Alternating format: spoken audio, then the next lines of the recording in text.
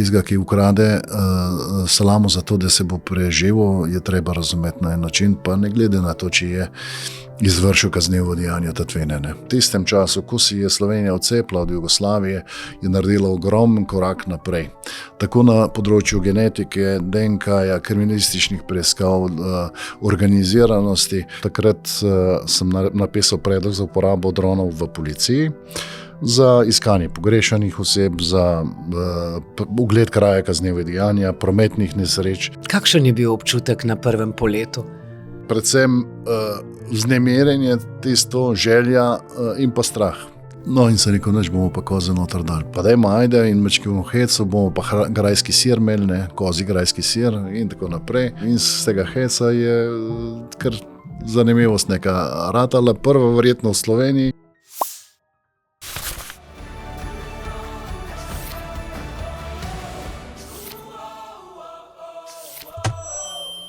Lepo pozdravljeni. S tokratnim gostom se ne poznava. Najino prvo srečanje je prav tu v studiu podcasta Dolenjski list, tako da sva oba v nekakšnem pričakovanju, kam naju bo ta pogovor odpeljal. Da je zanimiv, nekoliko drugačen človek, ki izstopa iz povprečja, dokazuje tudi ekskluziven režijski obrat na občini, ki skrbi za brezplačno smukanje grajske trave. To je bila ideja mojega današnjega gosta, Franca Glušiča. Lepo pozdravljeni. Enako, lepo pozdravljeno. Kako se počutite v tem studiu? Kot sem rekel, ja, vedno je prisoten nemir, malo treme, ne nazadnje pa se počasi privajam tudi kamer in vsega tega. No, svoje goste skušam predstaviti nekako celostno, s predznakom pozitivnosti. Danes ste sicer župan občine Mokronog Trebevno, a do tu je bila kar precej dolga pot, pa tudi veliko znanja, raziskovanja, zavihanih in potrganih rokavov, predvsem pa vztrajnosti in trdnega dela. Ste si kot mulc predstavljali, da boste kdaj na čelu občine? Ne, nikoli. Tudi skozi kariero policijsko, ki sem se jo nekako zastavil po koncu šolanja, ali bo pričel, si nisem mislil, da bom naredil tako kariero. Praktično si nisem predstavljal niti, da bom zaključil znanstveni magisterij. Mi ni bilo cilj na nek način, ampak življenje je prineslo svoje. In ne nazadnje potem vidiš, kje pristaneš, ne. Kako pa ste kot mlad fant gledali na politiko? Vas je sploh zanimala? Mislim, da ne, niti približno ne. Ukvarjal sem se športom, z marsičim drugim. Živel na nek način življenje mulca v vasi, tako kot vsi drugi. Tako da, ja, mislim, da politiko niti nisem spremljal, niti gledal, niti pričakoval, da se bom kdajkoli v njej znašel. Odraščali ste v Krmelju, ob bratu, mami, ki je vse življenje delala v Lisci, in pa ob očetu, ki je bil veliko na terenu, ne? Kako se spominjate tistega obdobja, tistega svojega otroštva? Kako sta bila z bratom povezana? Ja, z bratom smo bila in sva še povezana še vedno, zelo, zelo. Tako da tiste stvari, ki nekako jih še vedno skupaj začrtava, nekako to izpeljava, imamo oba na nek način ista načela, moralne vrednote, kar jih nama so privzgojili starši. Ne nazadnje imava skupaj tudi sva solastnika jadrnice in nekako tudi učil sem ga leteti, tudi njega z majem, pa ni glih najbolj, ampak nek čas pa je. Tako da, ja, povezanost z bratom je zelo velika, tudi starši je bila, oče je umrl, mama je še živa. Ste pa živeli relativno skromno, ne? Ja, jaz moram reči, da mogoče za te čase, kot danes gledamo, neprimerljivo takrat, ko sem šel v kadetnico, so bile ene hlače, ne, ene čevlje, za zimo, ene za poleti, prehrana pa tako, ne, bom rekel, enkrat na teden za nedeljo za kosilo meso, govedina, pa juha, pa rensten krompir, med tednom pa kakšen zajček, ne, ki ga je oče priredil. Tako da, Ni bilo vsega na pretekat, danes pa tudi nikoli se ne nobena hrana stran metala, tako kaj danes to opaziti. No, tudi šport je bil del vašega odraščanja, rokomet, pa potem judo.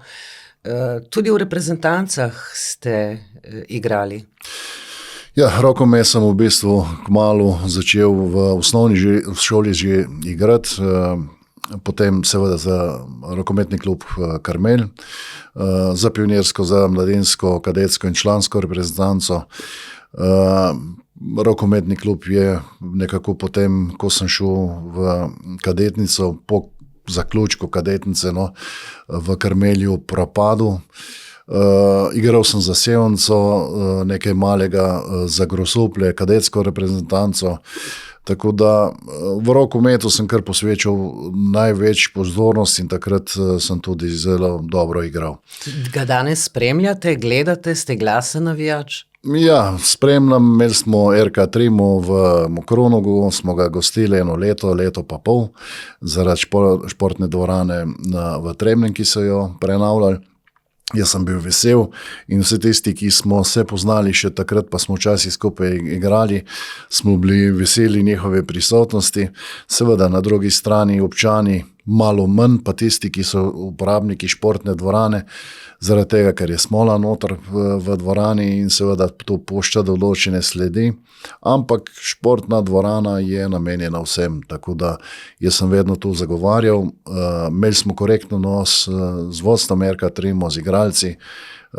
Jaz sem vesel, da so igrali pri nas, dali so kar nekaj življenja v naš kraj, v Mokronog in nekaj športne duše. Tudi judo oziroma judo je posebno poglavje. Bili ste celo član kadetske reprezentance in naj bi nastopili na olimpijskih igrah oziroma na kadetskih olimpijskih igrah v Sarajevu, pa vam je poškodba takrat preprečila to. Je bil to udarec za vas kot mladega, nadebudnega športnika? Pa kaj pa vem, veste, jaz v življenju vedno gledam to na tako, da ko padeš, se moraš tudi pobrati, ne. Vsaka taka poškodba je bila na nek način, je terjala neko okrevanje. Jaz sem jo saniral na nek način takrat na čist preprost, bi rekel, trd način. Takrat ni bilo operacij. Jaz sem sicer longeto nosil, 14 dni bil v bolnici, na punkcijah in tako naprej. Nazadnje bilo treba za ribstoljet, nekoga na rame naložiti in počepe delati, ne. In jaz sem potem tudi naprej treniral v judo in tudi še, ko sem v službo, še v Novo mesto, ko sem prišel, sem bil v reprezentancah in hodil na tekmovanja, pobiral prva mesta v regijah, na državnem prvenstvu. Bi danes še kaj iz juda izpeljali takole? Ja, včasih komu kaj pokažem, ko se je kakšna, bi rekel, zajbancija v družbi, kako lahek je prijem za prst, pa človeka spraviš na kolena. Tako da brez neke velike moči. Z leti pa zgine, ne, brzina, zgine moč in tudi tehnika, ne. Če to ne vadiš, če ne treniraš predno, je to praktično težko uporabno. No, kot osnovnošolec ste že razmišljali, da bi bili pilot, pa rudar, morda policist. Kako to, da je na koncu prevladala odločitev, da greste v kadetsko šolo za miličnike? Je bila to želja po nekakšni uniformi, disciplini? Kaj vas je zamikalo? Ja, seveda, lep izgled, želja po uniformi, na drugi strani motor, ne, delo na motorju, pa preiskovanje kaznivih dejanj, ne. To me je vedno vleklo na nek način. Ja, rudarstvo tudi, geologija, mislil sem iti v tej smeri, letalstvo mi je bilo všeč, pa se je takrat že nekako kazalo, da tudi tisti kadeti takrat, ko so bili v letalski akademiji, mislim, da v Sarajevu, da so že imeli določene težave kot Slovenci dol. Tako da mi mama takrat svetovala Franciji, je rekla, ne hodi dol, prav, da ne bo kaj narobe, vidiš, kako se to plete. Praktično 84 leta je bilo. In potem, ko sem bil na vse tri šole sprejet, sem se odločil za kadetsko šolo. No, vaša prva zaposlitev pa je bila na postaji milice v Grosuplju in v tistem času so se stopnjevale tudi posledice z resnimi incidenti. Vi ste odšli s posebno policijsko enoto na južno mejo v Sloveniji. Kakšna je bila vaša naloga? V bistvu, čez dan in po noči smo v tistih kritičnih časih, leta 90, konec 88, pokrivali južno mejo zaradi prehoda vseh teh ilegalcev ali pa ne samo ilegalcev, ampak tudi pričakovano je bilo, da bodo kakšne grupe vdrle noter. No, takrat je bila še skupna država Jugoslavija. Tako. Na Hrvaškem, v Bosni so že bili resni incidenti in tudi žrtve. Tako da, naloga posebne enote je takrat bila, da pokriva južno mejo, v bistvu ne samo Kočevje pa ta del, ampak celoti. Tako da kot pripadnik sem bil zraven, po noč smo patrolirali, čez zimo mrzlo je bilo, starimi Land Roverji, obleke, šinjeli in bunde, ki niso niti primerljive z današnjimi oblačili policistov. No, ko sem se pripravljala na tale najin pogovor, mi je v povezavi s policijsko postajo Grosuplje ostala ena zanimiva zgodba. Takrat, ko ste prišli v službo, ste dobili stanovanje, neopremljeno in za današnje čase nepojmljivo, prosili, če si lahko sposodite jogi, žimnico, da odnesete v stanovanje. S to prošnjo ste šli do komandirja, ne? Ja. Najprej sem bil v samski sobi nad policijsko postajo, no potem sem se poročil. Na poti bil otrok, prva hči, najstarejša Ana.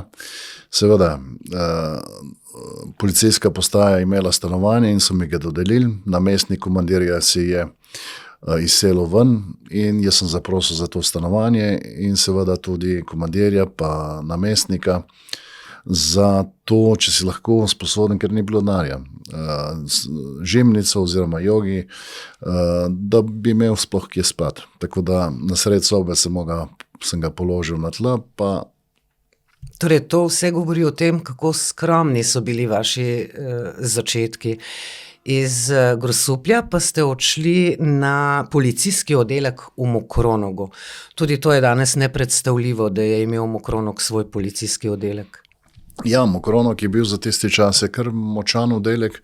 Nenazadnje, danes je policijska postaja Šentjernej, takrat bila oddelek milice Šentjernej in veliko manjša zasedba kot v Mokronogu. Koliko vas je bilo zaposlenih? Mislim, da 8 ali 9, nekaj tazga bi mogel prešteti.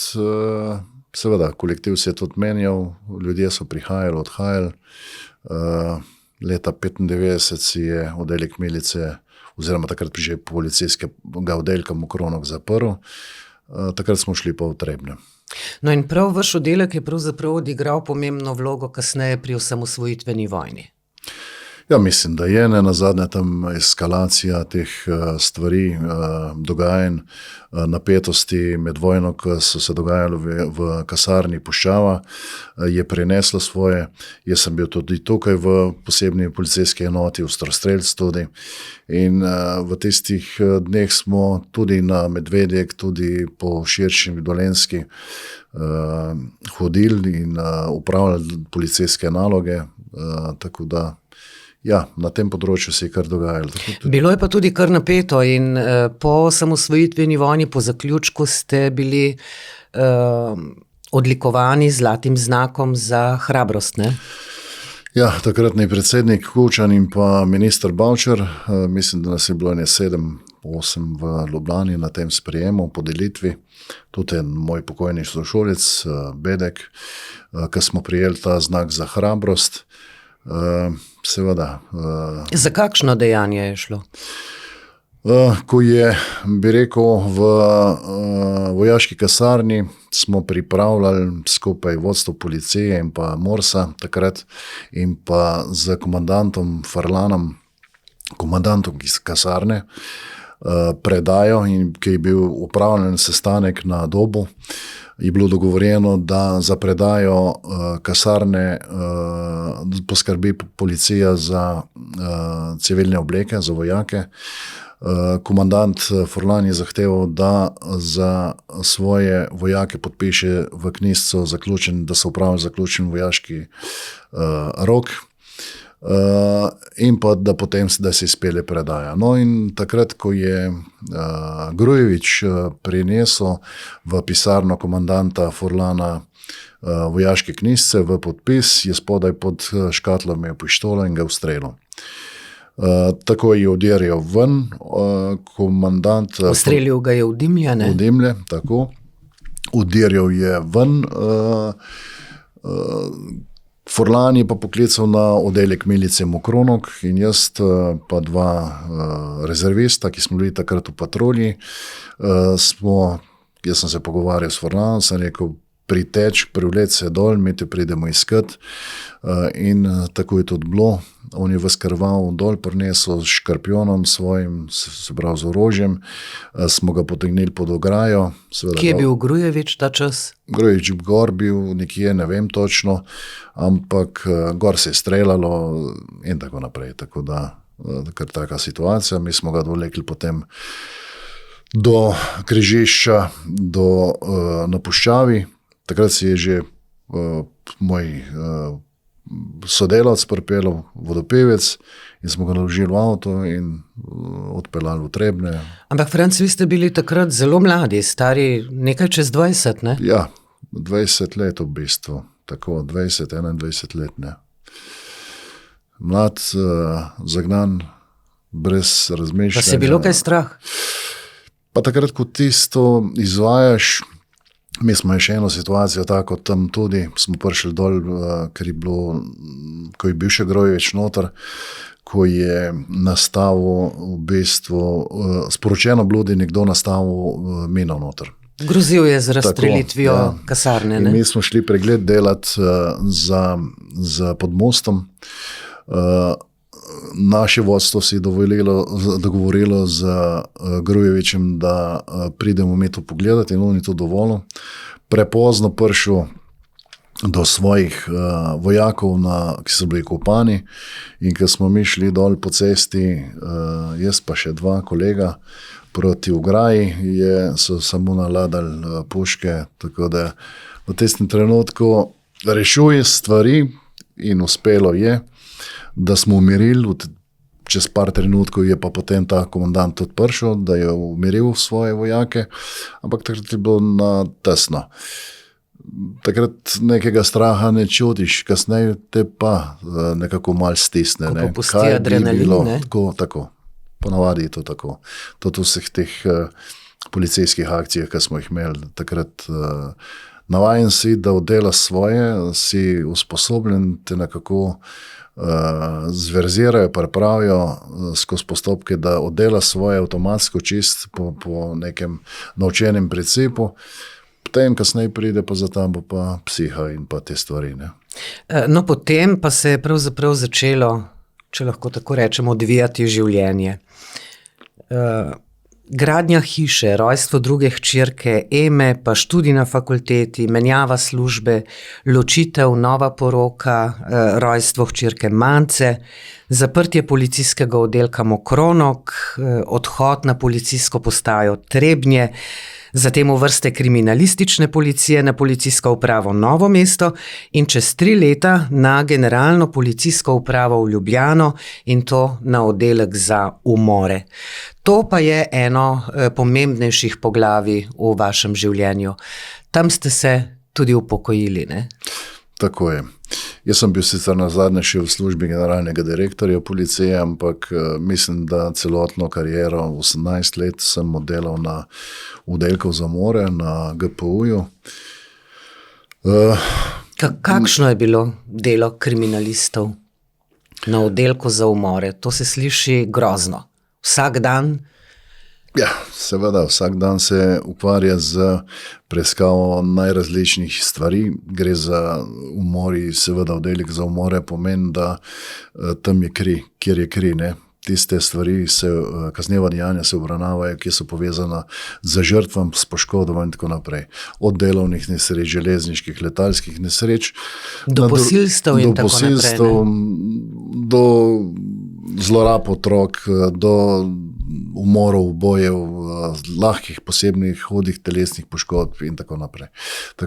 Koliko vas je bilo zaposlenih na tem slovenskem oddelku za umore? Takrat 2, kasneje pa, ko sem zapuščal, pa 5. Vi ste pravzaprav delali zahtevnejše primere, ne? Kako je bilo to delo razdeljeno oziroma kako so bile te raziskave, preiskave razdeljene potem na lokalne policijske uprave? Na policijskih upravah so sektorji kriminalistične policije, kjer so tudi oddelki za splošno kriminaliteto in v katerih delokrog nalog spada tudi preiskava teh stvari. Seveda naša vloga na GPU-ju, na UKP, se pravi upravami kriminalistične policije, pa je bila nadzirati preiskavo teh, usmerjati preiskavo, povezovanje med službam, med nacionalnim forenzičnim laboratorijem, med službam za posebne preiskovalne ukrepe, prikrite ukrepe, za aktivirane službe, MKO-ja, za balistiko, in tako naprej. In pa za povezovanje potem med policijskimi upravami, kadar je neka preiskava prešla ene meje policijske uprave na drugo upravo, in pa seveda potem tudi za mednarodno preiskovanje, ko so bili taki primeri, ne? Da vodiš v bistvu in koordiniraš delo na tem področju. Kateri so bili tisti nekje najodmevnejši primeri, pri katerih ste sodelovali? Tega je ogromno, ne, od napada sodnice v Mariboru pa do različnih umorov, pa Italijana, pa preiskave, pogrešane osebe. Bombašev v Novem mestu, v Dobruški vasi, v Brezju, ene pogrešane osebe, Tajke iz Nemčije, ki smo jih sledili v bistvu, pa potem ugotavljali, ki je verjetno mož Nemcu bil na Braču, na Rabu, in smo dol preiskavo tudi delali skupaj s Hrvati, Nemci, Avstrijci. Kako močna je pravzaprav slovenska kriminalistika? Kako uspešna? Kaj bi lahko danes rekli, ko gledate z razdalje? Jaz mislim, da je ena najboljših, nenazadnje sama preiskava kaznivih dejanj. Primerjalno s čim? Ena najboljših? V Evropi. Veste, ko gledaš neke oddaje CSI, ne vem kaj, so zgodbe, ki so malo fantastike zraven. Pogosto ne pijejo vode. Ne pijejo vode, seveda. Ko pa se resno ukvarja s tem, pa jaz moram reči, da smo mi kot slovenska policija, pa tudi s Hrvati, s Bosanci, s Srbi, ki smo dosti dobro sodelovali, da smo imeli to obveščevalno dejavnost zelo dobro izpeljeno. Na drugi strani pa slovenska policija v tistem času, ko si je Slovenija odcepila od Jugoslavije, je naredila ogromen korak naprej. Tako na področju genetike, DNK-ja, kriminalističnih preiskav, organiziranosti, in ko smo mi določene preiskave vodili, so se Nemci, Avstrijci, Italijani samo čudili. Jaz nenazadnje... V čem je bila pravzaprav prednost fantov, ki ste delali na tem oddelku? Eno je znanje, mi smo se pravi, ves čas smo se usposabljali na naše usposabljanje v Gotinico, ki smo imeli dnevi kriminalistov, so vedno prihajali strokovnjaki in znanstveniki iz vseh področij, z balistike, z medicine, z različnih vej znanosti, od fizikalnih znanosti, in skozi primere, ki smo jih že obravnavali, ko smo se učili na napakah, je nekako v bistvu širiš znanje in ga nadgrajuješ. Drugo, kar pa je pa tista srčnost potem, da preiskuješ take primere in pa odgovornost do ljudi. Franc, govorite mi pravzaprav kot v nekih paragrafih, ampak ko se srečate z umorom, kaj je vaša naloga? Ja, najprej je seveda ogled kraja kaznivega dejanja, zavarovanje dokazov, zbiranje obvestil. Brez tega ne gre, če tu zamudiš, naslednji koraki vprašljivi. Brez dokazov danes na sodišču ni sodbe.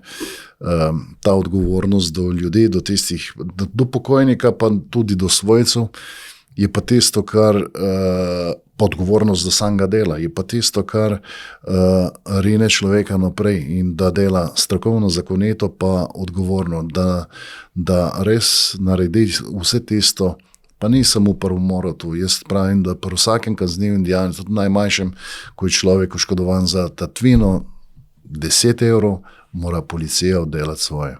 Če bi do tega, če to dela policija, potem širi znanje, širi nabor ljudi, ki jih pozna, nabor kriminalcev, če tako rečem, ki jih obdela, tako za prstne sledi, za prstne vtise, za DNK, in potem imaš tudi informacije.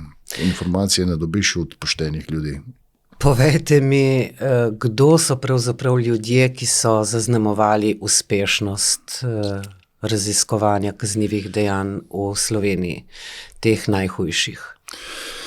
Jaz moram reči, da sigurno prvi je, ali pa bom 3 omenil, pa da ne bom komu delal krivice, s katerim sem mu jaz izkušnje, pa imel priložnost tudi delati.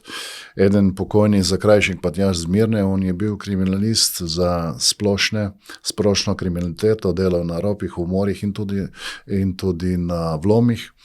Jaz moram reči, da ta pretanjena logika, njegova razumevanje določenih dokazov, indicov, da je res znal povezati stvari med sabo in pa takrat, ko je bilo potrebno tudi izločiti to. Drugi sigurno Darko de la Corda, ki je bil tudi moj šef na oddelku za umore, res natančen, izpiljen, dosleden, tako kot mora preiskovalec za umore biti. In pa Marjan Fank, ki v bistvu sta pa skupaj z njemu delala, pa tudi z mano, ko smo preiskovali te umore tukaj dol, ali pa še različne druge v tem času, ki je bil tudi potem direktor uprave Krim policije in pa generalni direktor policije. Tam, kjer so umori, je tudi veliko krvi. Kako so te zgodbe vplivale na vas? Ja, to vpliva, marsikaj vpliva, kakšne stvari nikoli ne pozabiš in nikoli ne boš. Jaz sem vedel take stvari, ki jih večina ljudi ni vedela, niti po televiziji ne. Tako da... Kaj vas je najbolj zaznamovalo v tem obdobju mogoče? Mislite, skozi ta način? Ja, moram reči, da otroci tam, ko je mrtev otrok, ko je zlorabljen otrok, tam je najtežje. Drugo je, vseh drugih stvari se navadiš, pa te ne dotaknejo tukaj, ker jih je tudi več, ampak ko najdeš otroka v smeteh, ko najdeš otroka zlorabljenega, ubitega, ko je zaklan z nožem, ko je to, kar teh slik ne pozabiš nikoli. Vi ste tudi soavtor slovenskega kazenskega zakonika, no in ko sem vas poprosila, da prinesete vsaj en predmet s seboj, ste prinesli to debelo knjigo. Vi ste eden od ustvarjalcev tega slovenskega kazenskega zakonika, ne? Ne kazenskega zakonika, čeprav seveda smo tudi skozi službo, ki sem bil gor, smo pisali določene pripombe in so ustvarjali, ampak soavtor sem velikega znanstvenega komentarja kazenskega zakonika. Dvakrat so me povabili nekako zraven. Prvič je bila zraven tudi pri pripravi tega komentarja kot soavtorica Tatjana Bobnar, bivša generalna direktorica pa ministrica. No, v naslednji pripravi sem bil pa sam povabljen.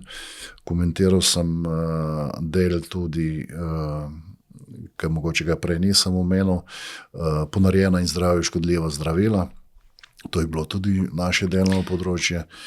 In seveda, zgodba je taka, kot je, se mi zdi, da kot enkrat, ko si lahko soavtor na pravni fakulteti, ko to izide v Uradnem listu, ko je to projekt, v katerem sodelujejo avtorji, ustavni pravniki, sodniki, tožilci, odvetniki, ki imajo res znanje in so vidni v slovenski kazensko-pravni zakonodaji, potem je to čast.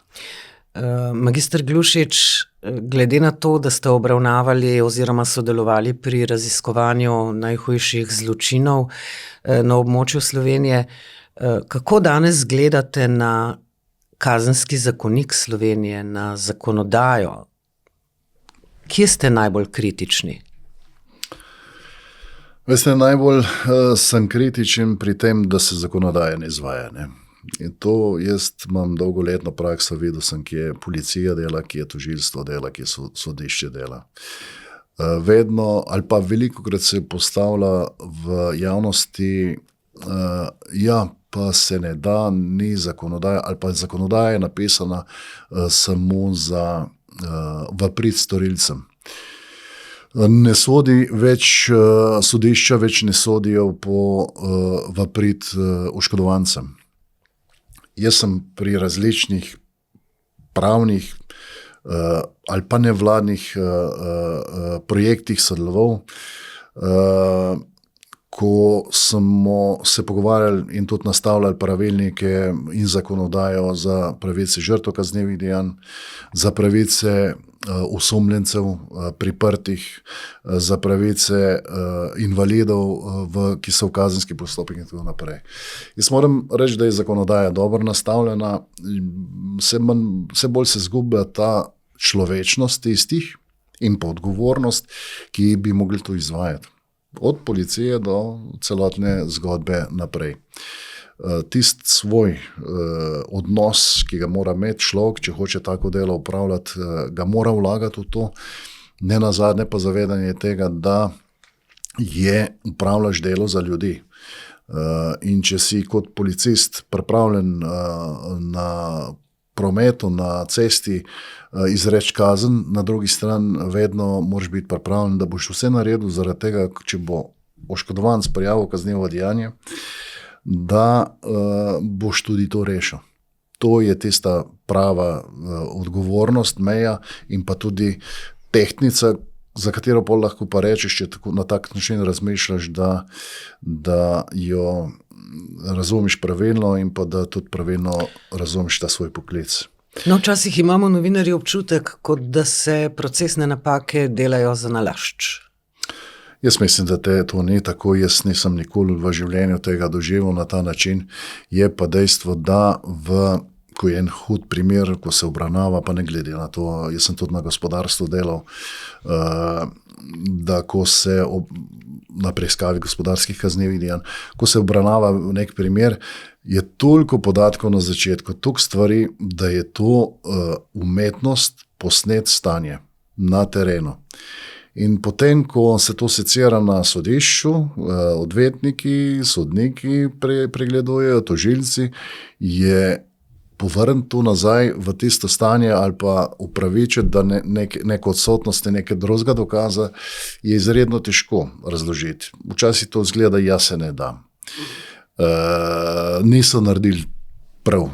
Namenoma celo mogoče kdo razmišlja, ampak takrat se vlaga na ugledu, na začetku preiskave se vlaga vse v to. Marsikdaj pa, ko preiskava teče v eni smeri, na drugi strani, če ni človeka, ki tudi gleda usporedne dokaze, ki se mogoče, ali pa indice, ki se pridobivajo, in če se ne da pozornosti temu, se ogromno zamudi. In se gre v napačno smer. Smer. Zgodba je, veste, zakonodaja kot taka, če jo jaz ocenjujem. Zakonodaja ima vse noter. Jaz sem se s tem ukvarjal 38 let. To, kar je Šutarjev zakon, je že vse jasno. Razen par stvari, ki so pa v redu noter. Ampak drugo pa, ker se je za kazensko zakonodajo kdaj ukvarjal, pa tisti, ki pozna pravila dela policije, pooblastila, Mislim, da ni Nobena novost, ne? Šutarjev zakon pravzaprav samo poimenovanje. Praktično, jaz bom tako rekel, pa bo to grdo zvedeno, ampak to je plod ulice, ki je regenerirala ta zakon.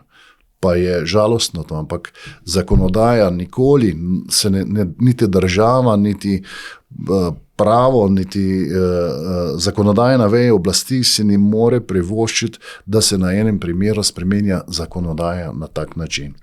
Sploh pa na ta način, da ko so v enem zakonu, v drugem in tretjem različne zakonodaje opisane, od prekrškov do tako naprej, nastane v enem zakonu za vsa dejanja isto kaznivo dejanje. Se pravi, če jaz nekoga udarim in gre za sled poškodbe, je to prekršek. Če nekoga udarim in je poškodba nastala, je kaznivo dejanje.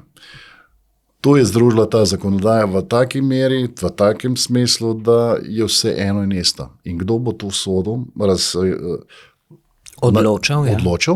Ne nazadnje pa sodnik, ko odloča na sodišču, mora slediti zakonodaji in porabiti milejšo za storilca. Kaj smo potem naredili? To je veliko vprašanje. Ne? Da ne govorim o denarnih pa socialnih prejemkih in tako naprej. No, o tem bi verjetno posnela kar nekaj nadaljevanj, ne? Pa se vrniva k vašemu delu. Leta 2007, če se ne motim, ste bili pobudnik za uporabo dronov v policiji. Že takrat vas je ta tema zanimala. Kje vse ste takrat videli pridobitev dronov? Ja, jaz sem bil tudi nekaj po tujini na teh usposabljanjih, službenih. Meni je bilo zanimivo, da so Nizozemci takrat začeli uporabljati za te drone, ki so se mačkem pojavljati, začeli v svetu tudi kot možnost povzročitelja neke nevarnosti in zavarovane osebe za tekme, za prireditve in tako naprej. Orli so začeli trenirati in jih uporabljati za lovljenje teh dronov. Ko smo potem malo razmišljali in vojska, civilno preiskovalni organ pa mi, smo v bistvu imeli prvo pobudo v policiji. Takrat sem napisal predlog za uporabo dronov v policiji, za iskanje pogrešanih oseb, za ogled kraja kaznivega dejanja, prometnih nesreč. Nenazadnje zgodba je taka, da če imaš ti enoto na vsaki policijski upravi, ki lahko pilotira drona, imaš ti v nekaj minutah na kraju to enoto, ki lahko naredi posnetek kraja kaznivega dejanja, letalske nesreče in tako naprej, železniške nesreče, se pravi pa v velikih nesrečah ali pa velikih območjih kaznivih dejanj, ali pa za iskanje pogrešanih oseb in ne rabiš dvigniti helikopterja. To je mnogo ceneje, mnogo hitreje, bolj efikasno, pregled imaš iz zraka slika in potem tisti, ki se ukvarja z ogledom, lahko že v bistvu razporeja po sektorjih policijske enote, da upravljajo upravila ali pa ogled. Se danes že uporabljajo droni v policiji? Ja, danes se že. Mislim, da 2019 smo potem tudi sprejeli zakonodajo, se pravi dolgih 12 let, od tistih prvih očitkov, da bomo skozi okna gledali v stanovanja in snemali ljudi. Vse to je prišlo takrat na plano. Prav je, da se je predebatirala stvar. Jaz mislim, da danes se uporablja pa s pridom in pa tudi efikasno. Kako so določene stvari videti iz zraka, ste izkusili že pri letenju z zmajem. Tudi to ste počeli. Oboževali ste letenje z zmajem, pa je bilo to povezano nekako s to neizpolnjeno željo, da bi postali pilot? Verjetno. Jaz sem kot mulc, ko so imeli starši tole delovske igre na Lisci, pa streljanje zračno puško in tako naprej, in gor so prišli zmajarji.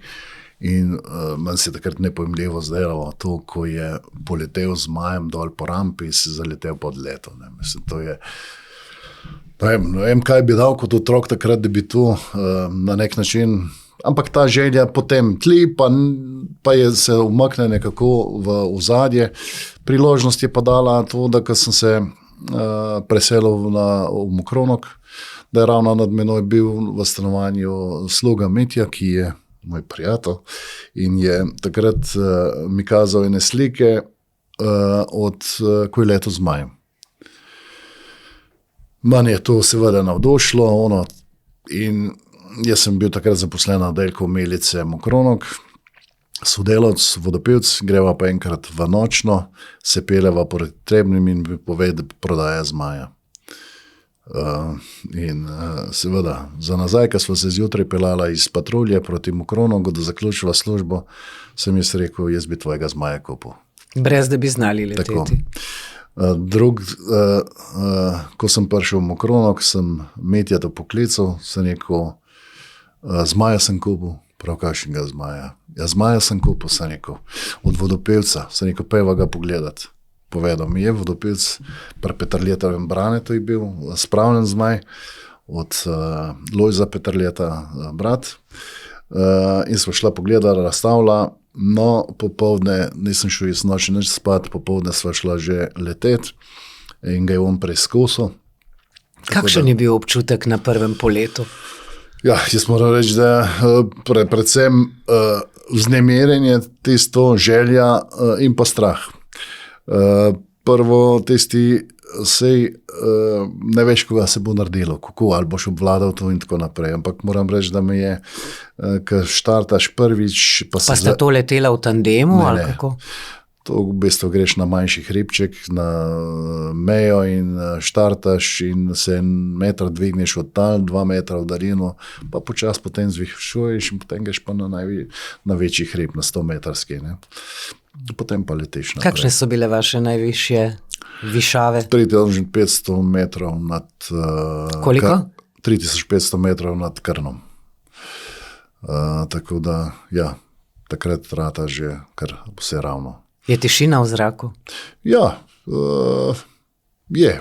Mislim, da je to res tak nepopesen občutek, ko si sam gor, ko preletiš v oblak, ko se dimenzije spremenijo, ko vidiš v bistvu en taki lepi pogledi so, ko po dežju recimo na listci, ko se dvigneš in misliš, da so Alpe, ko jih vidiš čisto na dosegu. To so res nepopesne stvari, polno dela, garanja gor, seveda vreme in pa turbulenca in pa termika svoje naredi, tako da po parih urah si dehidriran, ko prideš dol in izmučen, ampak užitek je pa nepopesno. Kdaj ste nazadnje leteli z zmajem samostojno? 2003. In kje je končal ta zmaj vaš? Ja, jaz sem ga v bistvu prodal, ker sem takrat začel na faks hoditi, ne. Jaz sem ga prodal, bil športni zmaj, tekmovalni zmaj, zato moraš tudi leteti, časa ni bilo več, zedel sem bajto, otroci so prišli, v bistvu zamenjal službo, na faks sem začel hoditi, tako da je bilo kar težava si čas vzeti. Ne nazadnje prej, ko sem bil v Mokronogu, sem vedno imel možnost to, da sem rekel, jutri me pa ne bo, ker je pa odvisno od vremena, kakšno bo jutri. Včasih je pa še ugotovilo še tisti dan, ne, ali bo vreme ali ne za leteti. Pa zdaj treba se bolj odpeljati na listco. Tako da sem to potem zamenjal in hotel kupiti bolj nedeljskega zmaja, če tako rečem lahko, ker ne rabiš več biti toliko leten. No, naredilo se je tako, da kolega, ki je to kupil od mene, ni mogel praviti znarja, jaz sem to potem še čakal 1 leto ali koliko, potem sem enkrat zmaja vzel, sem šel vse peljati, no potem bi prinesel denar. Ampak iz zraka ste pristali potem na tleh, danes imate radi kolesarstvo, tudi motor. Ja, kolesarim praktično že kar dolgo časa. Ne nazadnje, še kot mulc sem imel kolo pa kolesaril, tudi na tekmovanja sem hodil v okviru šole, na poligone, na teste in na občinska tekmovanja. Tudi prva mesta smo zasedli. Tako da ja, kolesarstvo ves čas, zdaj pa seveda motor tudi. čas pa ne dopušča več toliko stvari, ko bi si jih želel. Ne. Ampak še vedno si ga povzamete za jadranje in ribolov, ne? Ja, ribič sem že od malega bil, oče mi je naučil, mene in brata, v grmovju odrezal leskovo palco, pa gor laks navezal, pa plovc, pa smo lovili zamerno. Potem sva bila tudi ribiča in oba v družini v Karmelju. Ko se razseliš, ko greš drugam, ko zamenjaš, je seveda to veliko bolj težje tudi, tako da sem bolj občasno še lovil ribe. Zdaj pa na jadrnici, pa na morju, pa seveda. Zdaj pa, ko sva dol z Selmo, s partnerko, ko sva, mama v bistvu nek način naju to tudi povezuje, in jadranje, in kolesarstvo, in motor. Pa seveda ribičija, ona je tudi strastna, ko včasih še več lovi, ki jest. Kdaj pa je najlepše jadrati? Zjutraj? Zmeraj. Zmeraj. Jaz moram reči, da poletni meseci so v redu, ker je maestral piha, je bolj na nek način, prenaša pa tudi nevihte, tako da vreme se spremenja, to se vidi, tisti, ki smo dolg ali v zraku bili, ali pa na jadranju, se vreme res konkretno spremenja, napovedi niso več take, kot so bile včasih, to je praktično nemoč napovedati. Tako da, ja, zdaj smo bili proti Črni gori, smo jih mahali za en teden, pa ni šlo, je bilo premalo vetra, ampak prvi dan pa ta pravo jadranje, tisto s 3-metrskim valovi, pluskalo je čez, veter je pihal, šlo je ko treba, tako da proti visu. Ampak jadranje je tudi precej garanja na jadrnici, ne? Ja, seveda, moč je treba uporabiti tam, ko potegneš vrv, jo moraš držati, če ne gre, ne. Pa seveda, malo je adrenalina, odvisno, ne, lepo je poleti, ko je umirjeno, ko je konstanten veter, v burji je pa tisto pravo adrenalinsko jadranje, in se mi zdi, da je zame to tisto najlepše, najboljše. Seveda, prijetno je pa tudi, ko lepo nastaviš jadra, avtopilota vžgeš, pa se pelješ 50 milj, ne. Zanimivo, precej adrenalinskega športa ste preizkusili. Po drugi strani pa ste pravzaprav tudi velik ljubitelj narave, če se ustaviva samo pri vaših čebelah. Ja, seveda. Jaz naravo na nek način občudujem še vse te športe. Tudi potapljam se, pa na dah sicer, ampak tudi kaj lovim. Čebele so me zaznamovale takoj, ko sem prišel v Mokronog. Sedanji tast od moje partnerke, oče mi je takrat dal prve čebele, me tudi naučil, pa takrat še nismo bila skupaj in nismo vedela, da bova skupaj. Ampak... Torej so vaju čebele povezale, ne? Ja, verjetno, ne, na nek način že takrat v tistih letih, 92. mislim, da, ali pa 91. sem prve čebele naredil čebelnak, potem še enega, pa zdaj še en objekt in tako naprej. Čebele so res tisto, ko... Jih kaj vozite na pašo? Sem tudi včasih, zdaj pa nič več, ker nimam časa. Tudi, če dalje manj se ukvarjam, ni časa, tudi čebelem moraš imeti. Imate svoj med? Seveda, svoj med, svojo medico, ene 5-6 vrst medice, ene 2-3 vrste medu, odvisno, kakor je letna, no. Vse pa tudi tukaj poznane, vreme se spremenja, če dalje manjši doznosi so. Ko sem jaz začel, če lahko povem, to je bilo, recimo enem letu, ki je bilo res izredno, sem 42 kg na panj natočil, poprečno. Danes, če natočimo tam 10-12 kg, je to. V tistih letih pa v takih normalnih letnah, tam okoli 30 kg je bilo čisto normalna letna. Zdaj, se pravim, 10, pod 10, 12, če smo nad 10, se že kar smo že kar veseli. Povejte mi, magister Glušič, pa čebele poznajo svojega skrbnika? Ne preveč, ne. Jaz moram reči, da vedno upikajo, ko je tak dan, ko je tako vreme, ko je taka paša. Kostanj je značilen, pa še kakšne stvari, da so čebele bolj hudi in takrat one ne poznajo gospodarja. Vas je že veliko čebel pičilo? Mislim, da ko 40... To je dobro za zdravje, pravijo, ne? Ja, za bolečino pa ne, tudi samozavest takrat zgubiš.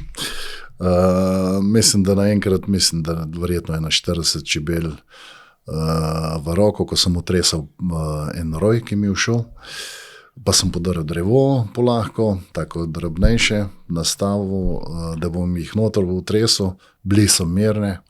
Jaz brez obleke, brez vsega, sem udaril po veji, da pade noter, pa sem falil, so pa mi pale in pa na moje roko. No, takrat se me popikale. No, takrat je bila... Koliko jih je pomrlo? Ja, se pravim, verjetno 41, ker sem bolj žela ven vleko, ampak ko sem šel do bajte gor, sem čutil, da je pa, da se bo nekaj dogajalo, ker roka je kar mrzla ratvala. Ne? Mrzlica mi je šla po rok gor, ampak se je potem umirilo. Tako da, ja. No, ko pa ste postali aktivnejši v politiki, je bilo časa oziroma je časa za vse te vaše aktivnosti verjetno precej manj. Najprej ste postali občinski svetnik, potem ste bili 2-krat podžupan in leta 2022 ste kandidirali za župana, z imenovanjem pa ste se morali, kot je jasno, tudi upokojiti v policiji. Je bilo težko zapustiti to delo, ki ste ga radi opravljali? Ja, jaz sem tako, lahko rečem, da sem svoje delo, življenje namenil v svoji karieri v policiji. Mene je veselilo te stvari, ne nazadnje vse tisto pravno preigravanje, sodelovanje pri določenih stvareh, ko svoj jaz daš v to in veš, da imaš prav, veš, da dobro delaš za ljudi in tudi za razvoj in prava in policije, to daje en zagon, pa samozavest. Če bi danes govoril, koliko stvari sem se naučil, koliko širine znanja sem pridobil o vseh stvareh, o genetiki, o medicini, o zdravilih, o ne vem kaj, o umorih, o res delovnih nesrečah, delovna nesreča hidroelektrarna Avče. To je ogromno predpisov, ki jih moraš preštudirati, poznati, če hočeš sploh ugotoviti napako, da ni bil en stroj vzdrževan, da železniška nesreča, letalska nesreča, da ne govorim o poznavanju vseh inštrumentov, načina zavarovanja. To je res širina, ki jo pridobiš in se mi zdi, da sem postal en del življenja notrne, nazadnje tudi sodelavci so bili pred kratkim pri meni, so me prinesli me še vedno vabijo v Gotenico, zahvalo so me prinesli generalni direktor. To je nekako večna povezanost, ne? To je pripadnost, povezanost, saj predvsem nas tistih, ki smo takrat v kadetnici začeli, ker smo se povezali skozi preiskavo takih primerov, ne nazadnje če nisi tle 100% in če nimaš zraven 100% sodelavca, potem je kakšne stvari izredno težko preiskovati. Sploh v politiki, v korupciji, pri umorih pa ravno tako. Ne. Ko so zakomplicirane stvari in ko smo preiskovali različne, tudi te kavače in pa škalarje, ne, tam ni heca. Ne. Tam, če ni zraven človeka. Ste bili kdaj deležni kakšnih groženj? Enkrat, ampak preiskal sem glih teh bombaž, ampak ni bila nič resnega. Ne. Nič tazga, bolj grožna. Iz obupa? Ja, mogoče iz obupa, grozil je manj pa na sodišču, pa tožilcu, ampak nič resnega nikoli ni bilo. Jaz sem bil vedno pošten tudi do osumljencev, nikoli nobenih spletkanj in pa ne vem kaj. Jaz mislim, da vsakega človeka je treba tudi na nek način včasih razumeti, niso vsi slabi, včasih tudi kdo v afektu stori kaj, pa ne bi storil nikoli, včasih se kakšna stvar po nesreči, pa zaide v kakšno smer, tako da razumeti, ne tistega, ki ukrade salamo za to, da se bo preživel, je treba razumeti na en način, pa ne glede na to, če je izvršil kaznivo dejanje tatvine, ne. Prinesli ste v studio še en zanimiv predmet. Kaj je v tej majhni škatlici?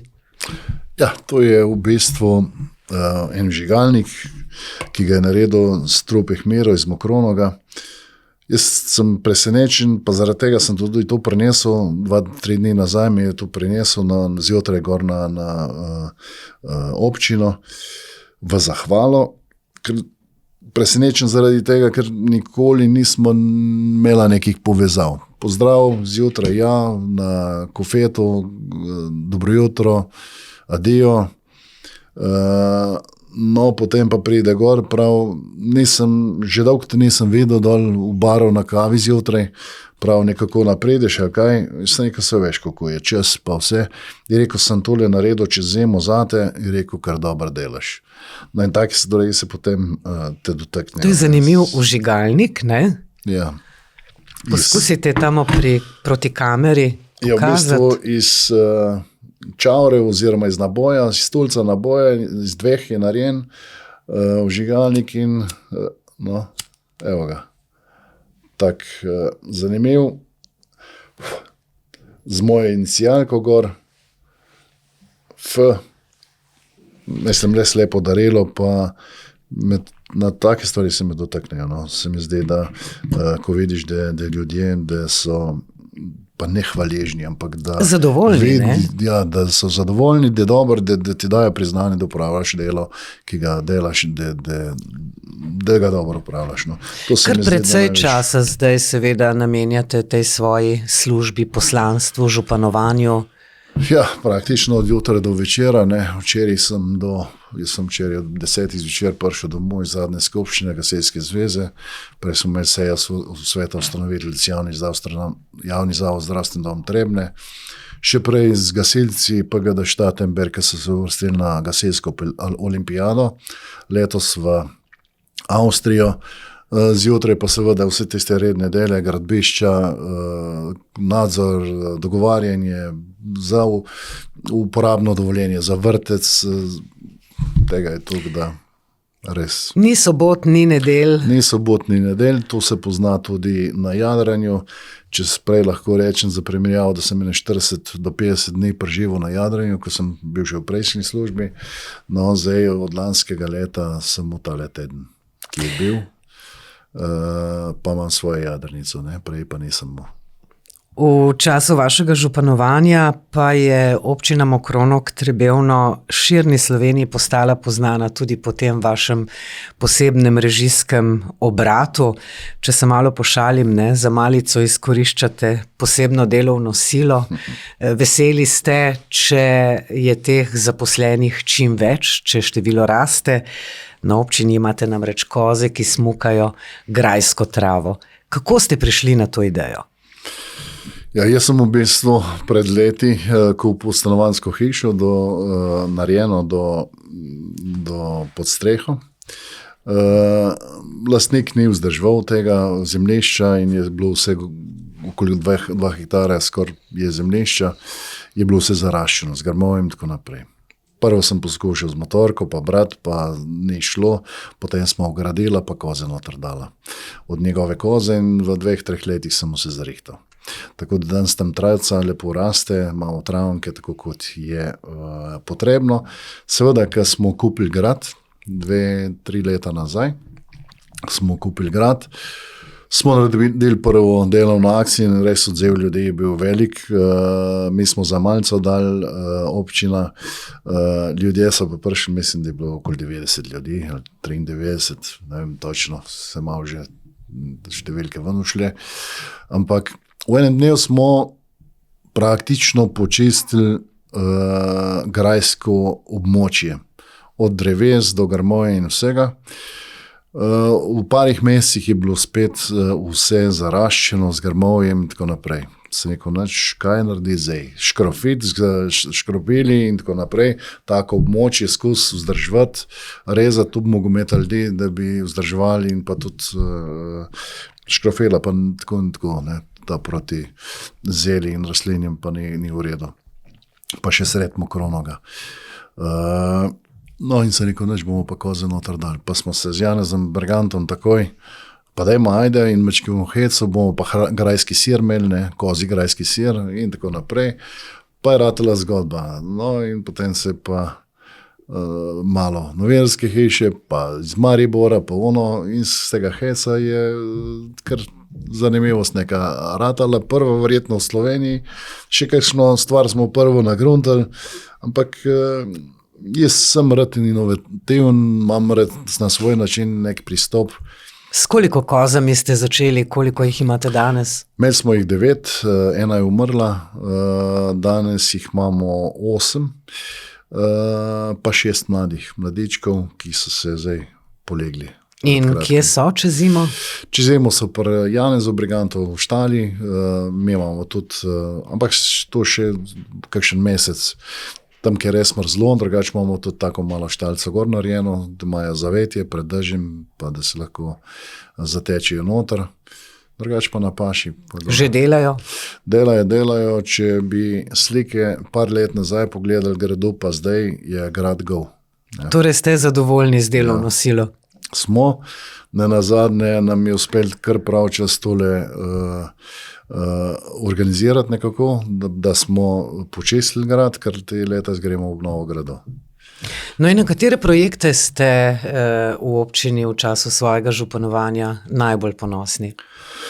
Sigurno je ena znamka, breko ali pa znamenitost grad, ki smo ga odkupili, seveda sledi še to, turizem, navezava, s Pulem se pogovarjamo, s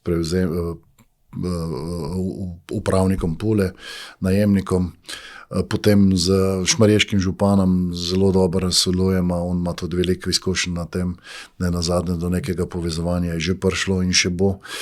Drug tak projekt je zdaj, ki ga zaključujemo, vrtec na Trebelnem, uporabno dovoljenje še čakamo, določene stvari bilo treba popraviti na požarni varnosti prejšnjega objekta, tako da praktično par tehničnih stvari. Puščava, pločniki, kolesarska cesta, mostovi, javna razsvetljava se je kar vlekla tudi 10 let. Se mi zdi, da je tudi projekt, ki smo ga spravili skozi. Zdaj gasilska garaža na Trebelnem in pa 2 stanovanja gradimo, pa neki cest, pa zapiramo Radno vas, preboj. Zdaj ravno smo imeli sestank, da pridobimo, za DP naredimo in da pridobimo uporabno dovoljenje, tako da pred parimi leti, ki je bila tu ritev narejena gor, je bila čist brez veze, ker je gradbeni inšpektor potem nam zaprl to zgodbo, cesto. Tako da ja, kar nekih stvari, zdaj Čakčev dom delamo, Kozovc, eden največjih sem prepričan v Sloveniji, zraven še en logistični objekt. Na kaj bi pa bili najbolj ponosni? Kaj bi si še želeli kot župan za krajane oziroma občane in občanke? Kaj bi bil za vas največji uspeh? Veste kaj, jaz mislim, da niso samo gradnje objektov pa te stvari, jaz mislim, da je vlaganje v družbene dejavnosti pa v zadovoljstvo ljudi veliko. Zdaj pripravimo en športni objekt, ki bo strelišče za lok, za zračno puško, fitness, večnamenski prostor gor, za jogo, in ga tudi nujno potrebujemo. Mislim, da je to en objekt, ampak te objekte se zgradijo, dušo dobijo, ko jih ljudje obiskujejo. Jaz mislim, da smo veliko več naredili tam in da se s tem lahko pohvalimo, ko smo zmanjšali davke. Jaz sem začel z dosti slabim proračunom, 1 200 000 evrov je bilo odprtih računov, se pravi, jih je bilo treba pokriti, v pol leta sem jih pokril. Ponosen sem na to, da smo v bistvu reorganizirali vso programsko opremo, da smo šli na elektronsko poslovanje, da v bistvu racionalizirali delo na upravi na takih segmentih, da smo privarčevali stvari, kar ogromno denarja. Zunanje pogodbe jaz sem vse sklesnil, tako da jih ni. Praktično za kadrovanje, kadrovske zadeve, pravniki, urbanisti, vsi so bili zunanje pogodbe, neki svetovalci, jaz tega danes nimam več. In se da privrčevati. Na drugi strani pa, kar se mi zdi izredno pomembno, pa kar meni da na nek način vedenje, da prav delam, da zmanjšujemo davke, komunalni prispevek za polovico, da smo za kmete, za gospodarstvenike, za